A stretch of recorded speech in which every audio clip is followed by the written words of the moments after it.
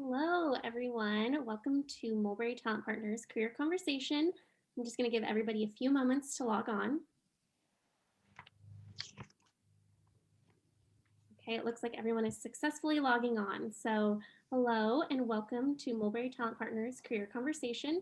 My name is Kelsey and I'm the Talent Acquisition Specialist here at Mulberry. So a little bit more about Mulberry. We are a full service staffing and recruiting agency headquartered in Portland, Oregon, with an office in the Silicon Valley. We specialize in the professional placements of human resources, professional and financial office, payroll, and operations positions with direct hire, temp to hire, and temporary opportunities. I would encourage you to check out our website at mulberrytalent.com to see our previously recorded conversations, our upcoming conversations, and our job opportunities, which we update on a very regular basis. So jumping right into introductions, we are joined by Lauren Francis and Rachel Beohm. Lauren is our fabulous founder and president. She started Mulberry back in June of 2017 and comes with over 25 years of talent acquisition experience. We're also joined by Rachel Beohm. She trains executives, professionals, and speakers to present themselves powerfully through the use of nonverbal communication skills. She shares techniques that can be implemented immediately and to communicate confidence, presence, and poise. She coaches her clients on one-on-one over Zoom and delivers workshops and keynotes across the country.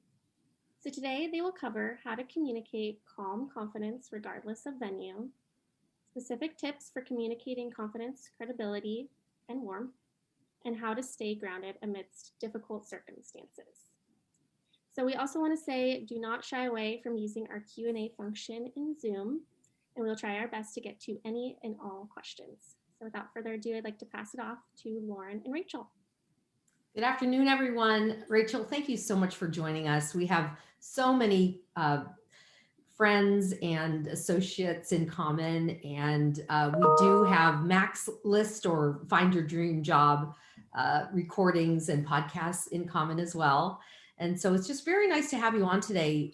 We talk to and we coach our clients, our candidates regularly on interviewing and presentations and how to position things and so on. And it's so critically important to provide candidates with the tools to be successful and to show up in confidence in terms of their interviews and how they follow up and so on. And so it's just so helpful to have you on today that you share so many of the recommendations that we share with others. And it's so nice to have another perspective because we often,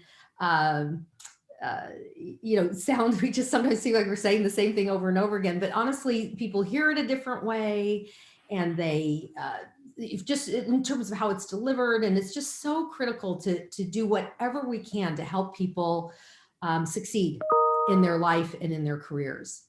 Even coming on to a webinar like this, we get nervous too. We have to, kind of prepare and show up, and everybody thinks, oh, you do these all the time. Well, you know what? I bet it's the same for you. We're always finding ourselves, reminding ourselves of some of the words that we share with others. Is that true for you as well? Oh, absolutely true. Yes. And everything that I say and help others with are things that I have learned through experience and going through and doing it myself. And some things come more naturally than others. Some are still very much a work in progress, but absolutely. Yes. I think nervousness or excitement or all those types of things, it's normal and natural. Anytime you have something that means a great deal to you, or there's high stakes, or whatever the case may be, it's normal, and it's also beneficial usually to have that little edge that comes from the nervousness. We tend to fear it,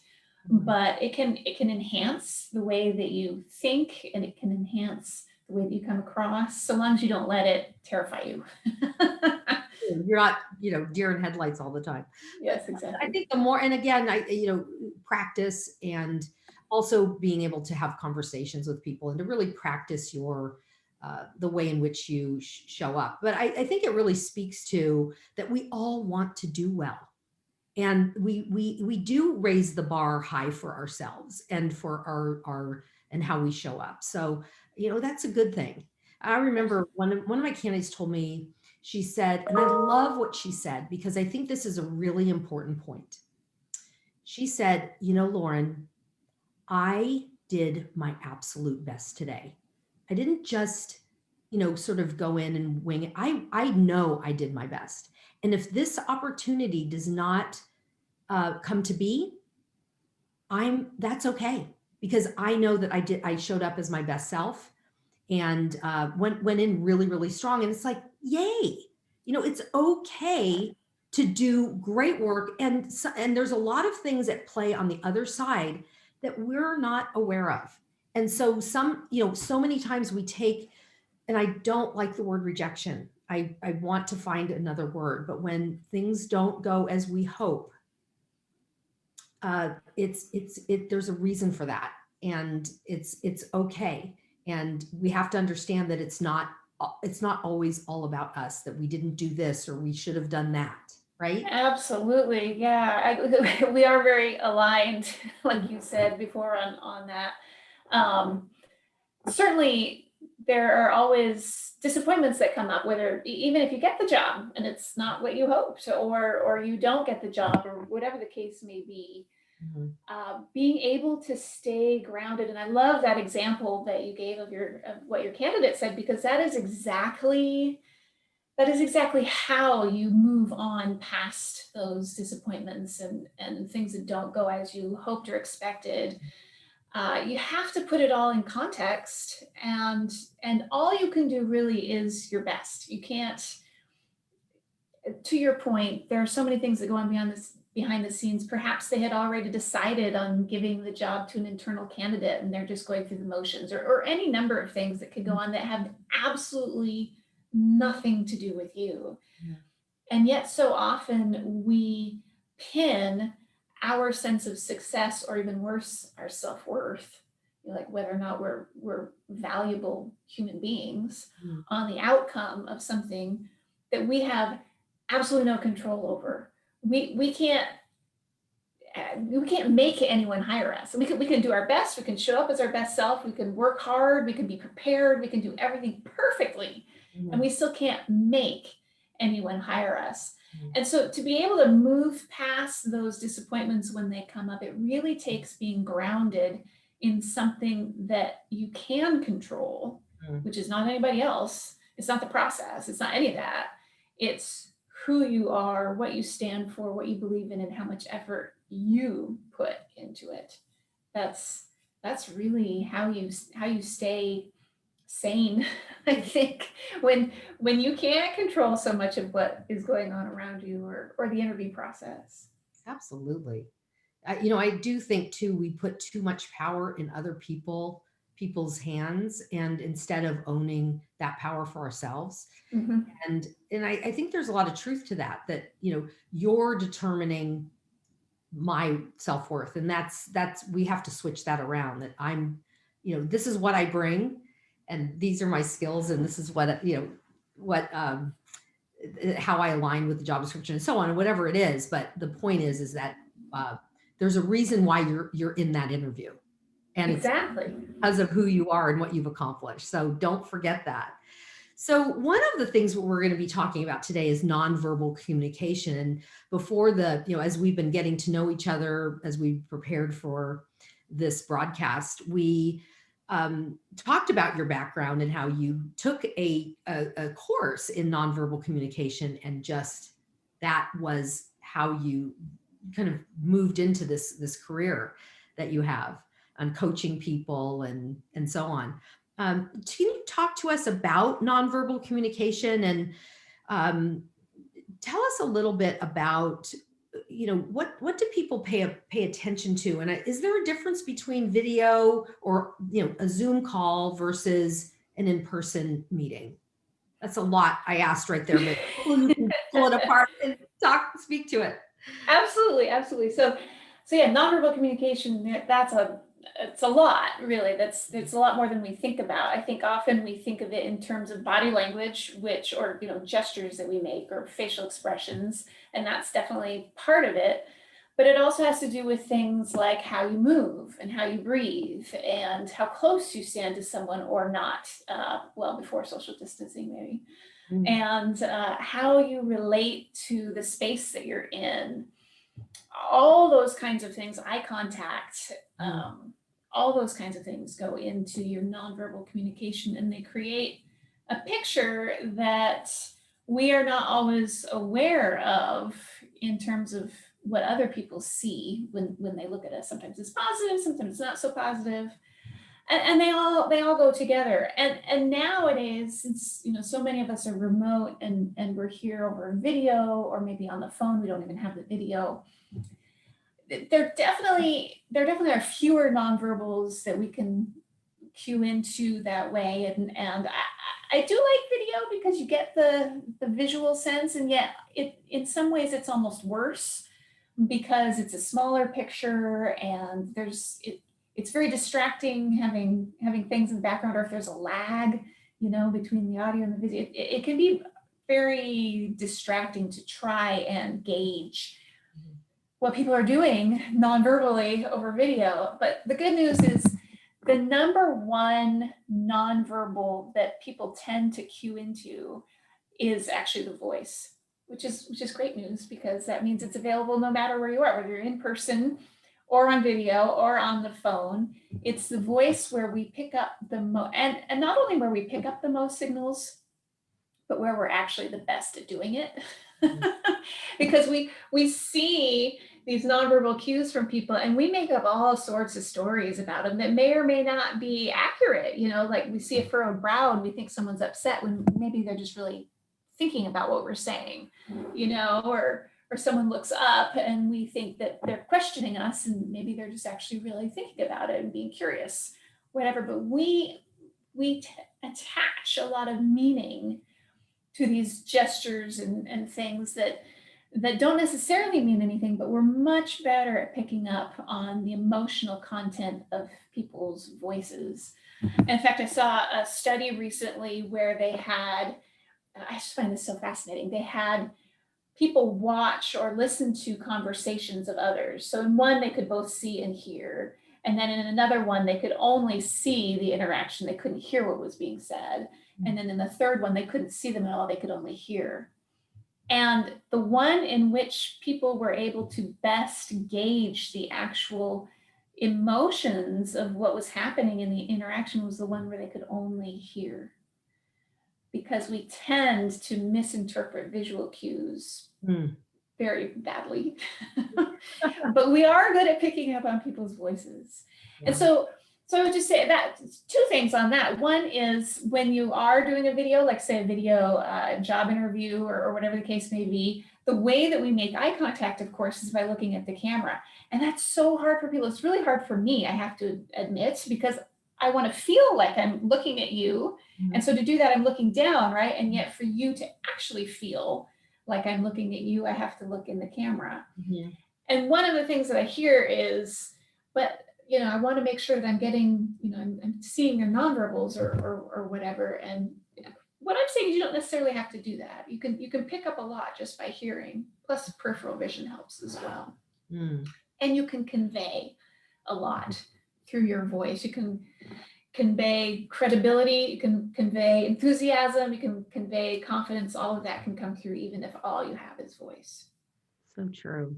Does that kind of answer that? Yeah, that really does. And I think we have a question from. Yeah, oh, great. Question come in. So Jill is wondering, do you have tips for nonverbal cues for people with soft voices? As in how to be louder, or I would say if you're trying to increase the resonance of your voice, make sure that your whole body is available to you. So feel all the way down through your body to where you're sitting or where you're standing. And then also make sure that you're breathing really well. That's something that I think Lauren and I are going to talk about a little bit more later. But the resonance of your voice as well as the power behind it really comes from your breath. So if you can be grounded in your body and breathing well, that will help.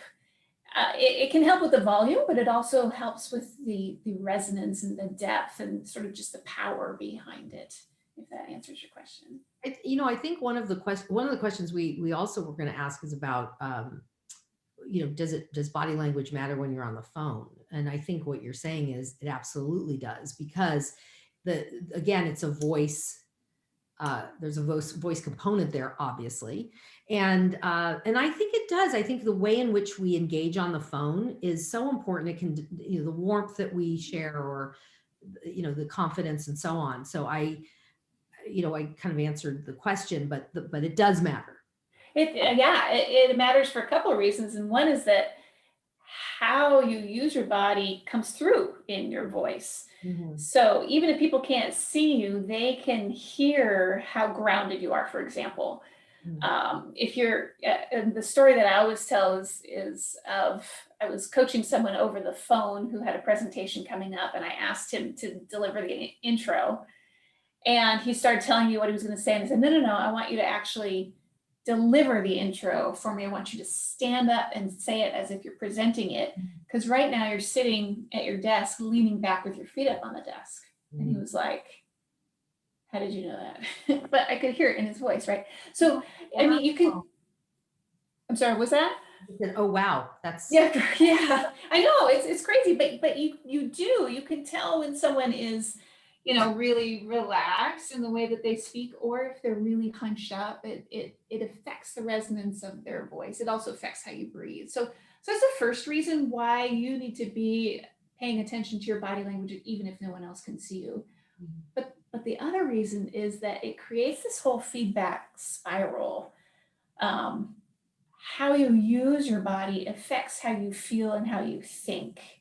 So when you stand in a certain way, it actually changes your brain chemistry a little bit. It releases different hormones, and so you feel more confident, or you feel happier, or you feel warmer, and then that in turn affects how you use your body, and that changes how you feel. And so it can either be a spiral up or it can be a spiral down. Mm-hmm. And that's another reason why you want to make sure that your body language is conveying whatever it is you want to get across, even when other people can't see you, because you're communicating to yourself. Yeah. Mm-hmm. Yeah. Do we have another one, Kelsey? Yeah, we have two more. This one is, sometimes my voice cracks when I'm nervous. Is it to my advantage to follow with, oh, I'm a bit nervous, or ignore it and just keep going? That's a great question. I think that depends quite a bit on the audience, the situation, the audience, and your level of credibility there. So first of all, to help with the cracking, make sure that you're breathing well beforehand, and maybe sometimes someone just asks you a question randomly and you haven't been speaking for a little while, and it's just going to naturally crack. But if you are nervous, if you're going into something where you're going to be speaking and that could happen, warm up your voice a little bit. I sing in the car, whatever. Do something to get that voice warmed up. That will help. As for whether or not you should acknowledge it, it's a little bit tricky. Sometimes that can help. If you've already established credibility, acknowledging vulnerability just broadens the feeling that you're a well-rounded person and makes you human. Mm-hmm. If you're in a situation where you have not yet established credibility, it can reduce it to acknowledge nervousness. Mm-hmm. So if you do acknowledge that you're nervous, do that in a credible way. Say, oh, look at that, I'm really nervous. Not like, oh, I'm so sorry, I'm really nervous. Right. You see the difference? Right. Lauren, do you have anything to say about that? What's your opinion on that? I agree with you completely. I think that it really depends on where you are in those relationships. And sometimes I think it's really nice for people to just acknowledge where they are. Mm-hmm. Like I said, it makes you are showing your humanity and so on. And so I'm fully comfortable with that. And also I'm comfortable with that anyway. as a, as just a person. I want to be helpful, and I, when people do share things with me, like being nervous or whatever, I really want to help people feel comfortable, and I want them to feel successful. One of the things that is there another question, Kelsey? Yeah, there is. Yeah. What is the best way to check yourself to be more concise and on target with your conversation and not straying off topic or running the risk of going on too long? Mm-hmm. Oh, that's a tricky one.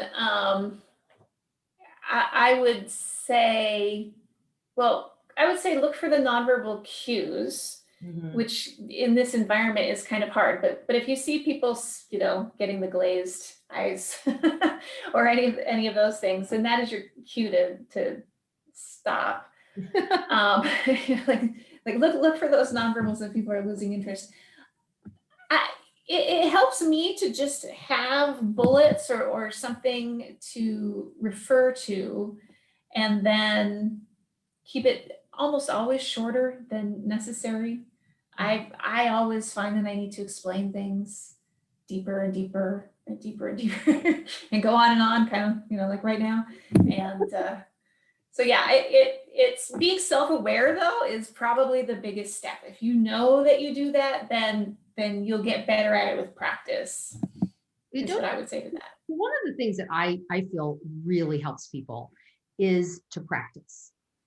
So, for example, one of the tools we always suggest to our people that are interviewing is to always bring a notepad and to write down, to let people know, is it okay if I take notes while we're having this conversation? And remember, it's a conversation, not an interview. Because if you think of it as a conversation, then it takes some of the pressure off. Mm-hmm. The one is to be able to refer back to your notes or whatever. Also to have questions already in your notebook about how you want to address certain parts of your background, questions or comments. That always helps, because it helps you have sort of like, it's like it just helps you feel more secure to have something. Okay. And then the other is practice we talked about this on a webinar yesterday, to record yourself in video, to practice with another person on video, look at the recording, which is the hardest part. You've always heard so many times where actors and actresses say, yeah, I was in that movie, but I've never seen it. It's not unique to us. It's universal. So you want to remember that, and to practice. Once you start getting used to yourself on camera, and it becomes easier and easier. And then you get more comfortable with your responses and how you show up. Lauren, I totally agree with the practicing, and that even just going through what you want to say out loud helps so much, because it sounds so much different in your head. Yes. You can look at the question and come up with a really great answer. You can even write it all out. But then when it's coming out of your mouth, it's very different. It feels different, because we don't speak the same way that we do in our heads or on paper. So just being able to hear it, but the recording is excellent. That's an excellent way to coach yourself on those things, so that you know when you're going off track or when you're rambling, that type of thing. It's true. Yeah. We have another question, it looks like. We have two more. So, how much can I learn from watching great actors, singers, dancers, etc.? Oh, a lot. That's excellent, especially if you're watching with the intent to learn. Mm-hmm. It's anytime you can watch anyone and not necessarily pick up anything from them, but when you're watching with the intent to learn, how are they doing that? Mm-hmm. And how are they engaging with the space? How are they using their voice? How are they looking at the camera or not? All those types of things. If you go into any of those, anyone who's really good at what they do and watch with the intent to learn from them, you pick up so much that way. There's a great book called Talent Code that talks about that just being just watching people who are good at what they do and absorbing it will do so much for you. I'll give a tip. I am doing this right now, everyone. Watch season 2 of The Crown. Claire Foy is so confident, and she has the poise and grace and the communication style that she has. She's so clear and direct. And I watch it over and over and over again because it helps me with how I show up and how I can be more effective. And so that season 2 is fabulous for that. So that's one point. And I also watch West Wing a lot. West Wing is a terrific place because the way they communicate on that show, and it's very helpful. It's been very helpful to me. So I hope that helps. Great. Well, we actually have 2 more questions. Okay, great. Any techniques for times when you are caught off guard and your brain freezes, or being nervous and not hearing the full interview question? Yes, absolutely. So breathing is your best friend there. And again, if you can practice doing some breathing before you get in there, but then also while you're in the interview. So here's the thing, when you go into fight or flight, your brain goes into instinct mode. You're not thinking rationally anymore. It actually, your brain bypasses the prefrontal cortex, the part where you actually can think, and sends all its oxygen directly to the instinctive part of the brain. So you're just reacting. And if you have fight or flight, but if you have a freeze response, then you're holding your breath, and literally it is the deer in the headlights, everything shuts down. I think we've all had that experience where someone asks you a question, you're like, and that's because you're not breathing. So the first thing you have to do is just take a nice deep breath and get into your body, get grounded into your body, feel your feet, allow that oxygen to flood your brain again so that you have access to the part that actually thinks, and be willing to ask for time.